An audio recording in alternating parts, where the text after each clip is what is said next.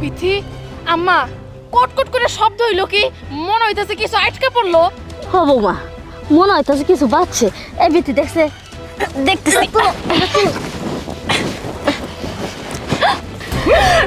ওয়াল্লাহ গো আম্মা এটা কি কষ্টি পাথরের মূর্তি? না এটা তো স্বর্ণের বোতল আম্মা, একেবারে খাঁটি সোনা। আম্মা এটা লুকা রাখি।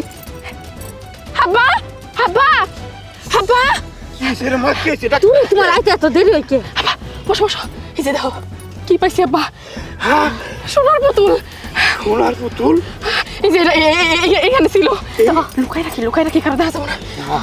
লুকায় রাখ আর একটু খুঁজে দেখি। হ্যাঁ আর কিছু নাই মনে হয়। দেখ আমি দেখি আশেপাশে কেউ আছে নাকি।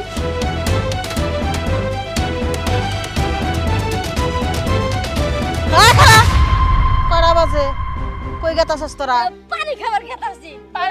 পানি টানি খায়া তারপরে হইছে আবার আসতাছি আমরা। তাই নাকি? পানি টানি খাই আবার আবি মানে কাম ফাঁকি দর দান্দা তা হাতের মধ্যে কিবা খুসখুস করতেছাস? কই হাতের মধ্যে কিছুই নাই। ময়লা হইছে দুবার যাইতাছে। চুপ কর! ফকিনির বাচ্চার হাত ময়লা হইছে দুবার গতাছাস। আমার খেতে থেকে কি পাইছাস সেইটা ক। কিছুই পাই নাই তো। ক্ষেতের মধ্যে কি পাবো? কি জ্বালা সরেন। এই খারা! মিছা কথা কবেন না, আমরা সব দেখছি। বার করেন ম্যাডাম। এই খারা, আমার উপরে কেউ কথা কব না। আমি তাজা খবর নিয়ে তারপর আইছি যে আমার খেতে থেকে একটা পুতুল পাইছাস, তার সোনার পুতুল। দেখ দেখ কইতাছি। আরে কি সব উল্টা পাল্টা কইতেছেন? আমার হাতে কিছুই নাই। নাই কিছু। এই ওটা কি জিলিক মারলো? কিছুই নাই।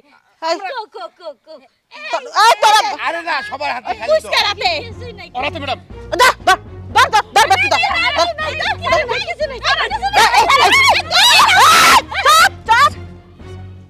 এটা আমার খেতে থেকে পাইছিস? হ্যাঁ, তার মানে আমার দাদারা তার দাদারা আমাকে ক্ষেতের মধ্যে যুদ্ধ করছিল।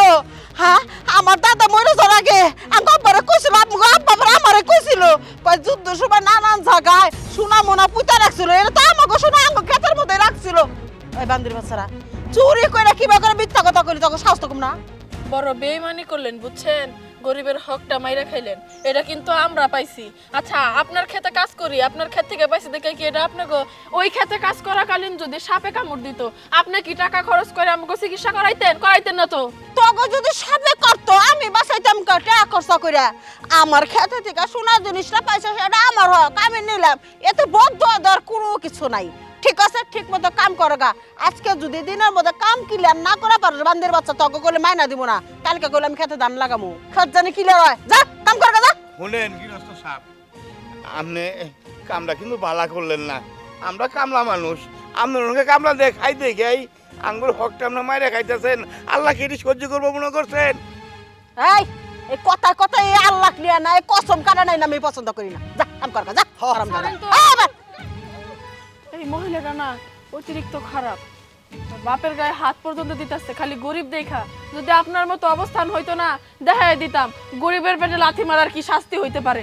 অসভ্য মহিলা। আমরা কামলা মানুষ, কাম করি খাওয়া। ইস ওমা কি জানি আবার বাদ দিছে। দেখি ওমা এটা কি?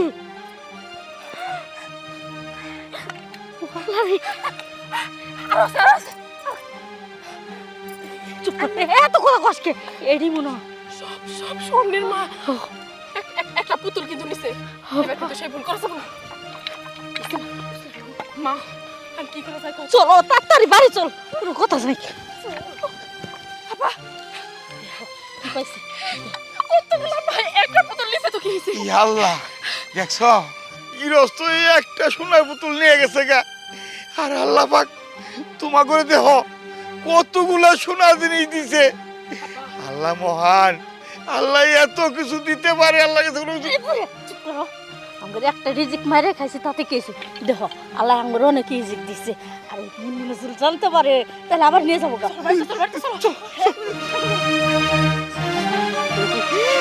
ফকিনের বাচ্চা কাছ থেকে কাটা। কি হলো?